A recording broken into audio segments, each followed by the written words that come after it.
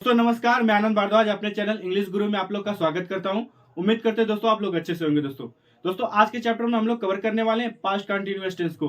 Past continuous tense के negative sentence को पूरा डिटेल हम लोग कवर करेंगे। इसका डेफिनेशन देखेंगे और इसको कैसे इस्तेमाल किया जाता है पूरा डिटेल में हम लोग कवर करेंगे। दोस्तों कुछ ट्रांसलेशन हम लोग सीखेंगे तो आपको पूरा डिटेल समझ में आएगा। दोस्तों सो वीडियो में पूरा अंत तक बने रहेगा और चैनल पे नए हैं तो लाइक और सब्सक्राइब कीजिएगा और हमें सपोर्ट जरूर कीजिएगा। दोस्तों हम आपको कुछ अलग लेवल पे सिखा रहे हैं दोस्तों, जैसा कि आपने कहीं देखा भी नहीं होगा ना कहीं पढ़ा भी होगा। दोस्तों सो वीडियो में पूरा अंत तक बने रहेगा। दोस्तों वीडियो को इसको ज्यादा शेयर कीजिएगा। दोस्तों हमारा विजन ये है कि जो बच्चे रूरल एरिया में जो हायर एजुकेशन नहीं ले सकते उन तक ये वीडियो पहुंचाना है। दोस्तों सो हमें सपोर्ट जरूर कीजिएगा। दोस्तों चलिए सेशन को हम लोग स्टार्ट करते हैं। दोस्तों सो हम लोग देख रहे हैं पास्ट कंटिन्यूअस टेंस।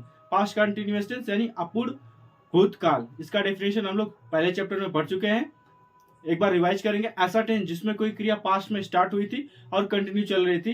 क्रिया जो होती है वो इनकम्प्लीट होती है और इसीलिए इसको हम लोग बोलते हैं अपूर्ण भूतकाल। दोस्तों सो यही इसका डेफिनेशन है। अगर आपको इसके हिंदी वाक्य से पहचाना है तो वाक्य अंत में रहा था, रही थी, रहे थे, हुआ था, कुछ इत्यादि शब्द आएंगे तो समझ जाएगा कि ये पास्ट कंटिन्यूअस टेंस के वाक्य। दोस्तों अब हम लोग इसमें जो सेंटेंस कवर करने वाले हैं आज नेगेटिव सेंटेंस को पढ़ेंगे, यानी नकारात्मक वाक्य। ऐसे वाक्य जिसमें कुछ नकारात्मक शब्द का बोध होता है, जिसमें वाक्य के बीच में नई शब्द आता है, उसे हम लोग नेगेटिव सेंटेंस बोलते हैं। सो पूरा डिटेल में हम लोग चलिए इसको देखते हैं। तो दोस्तों हम लोग पढ़ रहे हैं पास्ट कंटिन्यूअस टेंस, जिसको हम लोग बोलते हैं अपूर्ण भूतकाल। नाम से मालूम पड़ जाता है इसमें क्रिया स्टार्ट होती है और अपूर्ण होती है। दोस्तों समय का कुछ निश्चित नहीं होता है। दोस्तों ये इसकी डेफिनेशन है, ऐसे इसको पहचानते हैं हम लोग।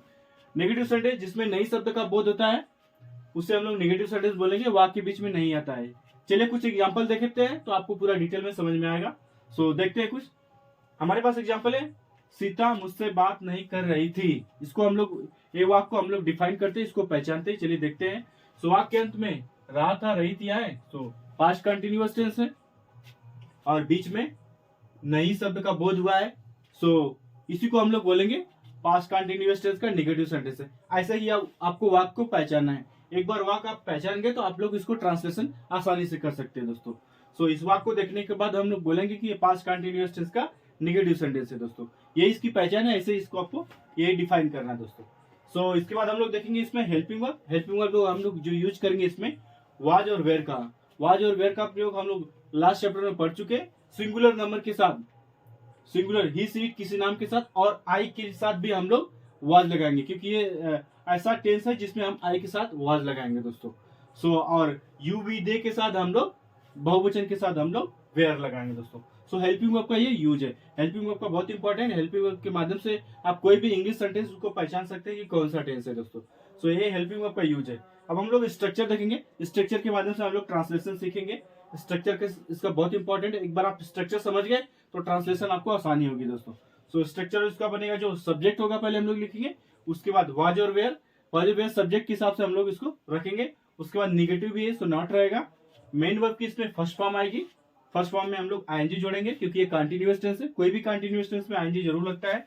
उसके बाद हमारा ऑब्जेक्ट रहेगा। कुछ अदर्स वर्ड्स रहेंगे जो उसको लास्ट में फुल स्टॉप लगा दीजिएगा। दोस्तों ये इसका स्ट्रक्चर है। स्ट्रक्चर हम लोग समझ चुके हैं। हेल्पिंग वर्ब का हमें यूज पता है, डेफिनेशन हमें समझ में आ गया, वाक्य को हम लोग पहचान चुके हैं। दोस्तों सो सब डिटेल हमारे पास है। अब हम लोग कुछ ट्रांसलेशन सीखेंगे तो आपको पूरा और डिटेल में समझ में आएगा।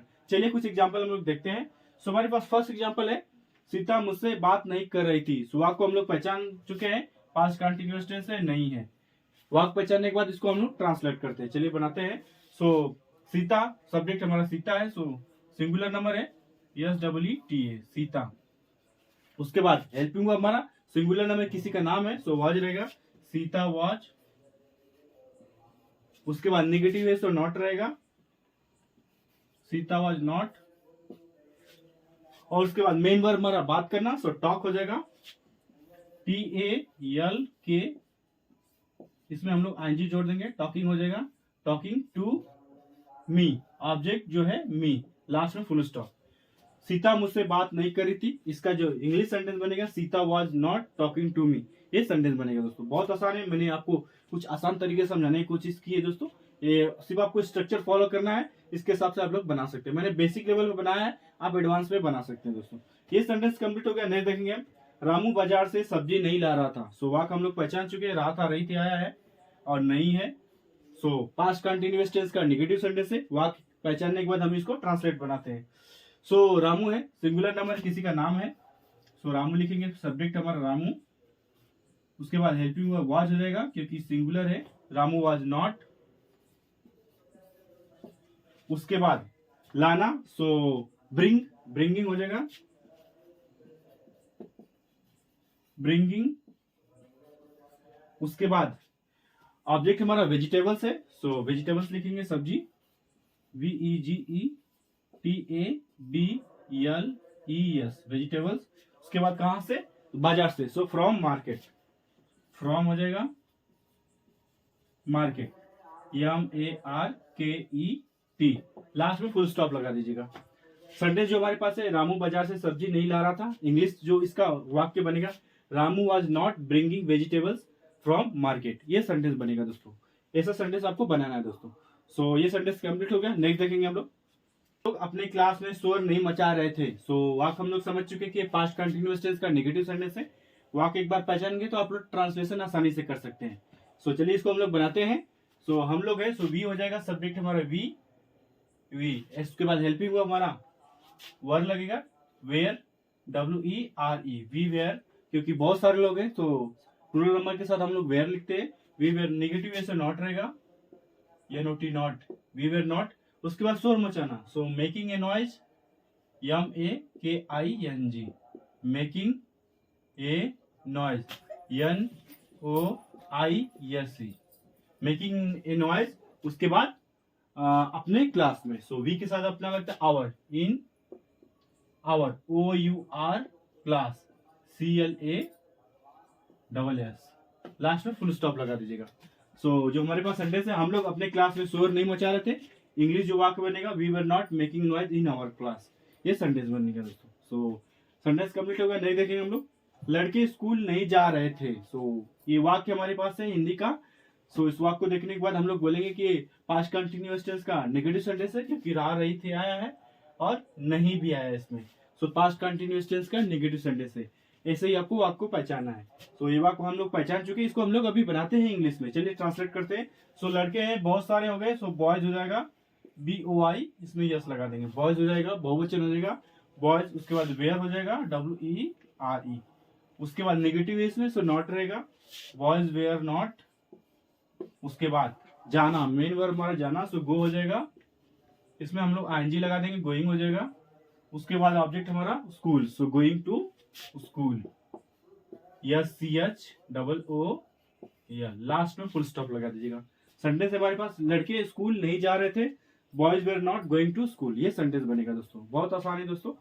इसके बाद हम लोग देखेंगे, हम नदी में नहीं नहा रहे थे। सो मालूम पड़ गया है कि एक कंटिन्यूअस टेंस से रहे थे आया है और नहीं है। सो पास्ट कंटिन्यूअस टेंस का नेगेटिव सेंटेंस है। वाक्य हम लोग आसानी से पहचान चुके हैं। अब एक बार इसको वाक्य पहचानेंगे तो हम लोग ट्रांसलेशन बनाते हैं। चलिए, बहुत आसान है। सो हम लोग हैं, सो वी हो जाएगा, सब्जेक्ट हमारा वी, बहुत सारे लोग हैं, सो वेयर हो जाएगा, वी वेयर, नेगेटिव इसमें, सो नॉट रहेगा, सहायक क्रिया के बाद हेल्पिंग वर्ब के बाद नॉट, वी वेयर नॉट। उसके बाद मेन वर्ब हमारा नहाना, सो बात हो जाएगा, BATH, इसमें हम लोग ING जोड़ देंगे, सो बाथिंग हो जाएगा। उसके बाद ऑब्जेक्ट हमारा कहा, नदी में, so in the river, RIVER, last में फुल स्टॉप लगा दीजिएगा। सेंटेंस हमारे पास हिंदी का, हम नदी में नहीं नहा रहे थे, इसका जो इंग्लिश वाक्य बनेगा, we were not bathing in the river, ऐसे सेंटेंस बनेगा दोस्तों। बहुत आसान है दोस्तों। सेंटेंस कंप्लीट हो गया। नहीं देखेंगे हम लोग, माली पौधों को पानी नहीं दे रहा था। सो पता चल गया कि रहा, रही, थे आया है, रहा था आया है, सो पास्ट कंटिन्यूअस टेंस है, नहीं आया है, सो इसका सेंटेंस जो है निगेटिव का है, नकारात्मक वाक्य है। सो वाक्य हमारा पास्ट कंटिन्यूअस टेंस का निगेटिव सेंटेंस है दोस्तों। एक बार वाक्य पहचानेंगे तो 50% आपको आसानी होगी ट्रांसलेट करने में। सो वाक्य हम लोग समझ चुके हैं पहचानना। अब इसको हम लोग बनाते हैं। सो माली है, सो गार्डनर हो जाएगा, द गार्डनर,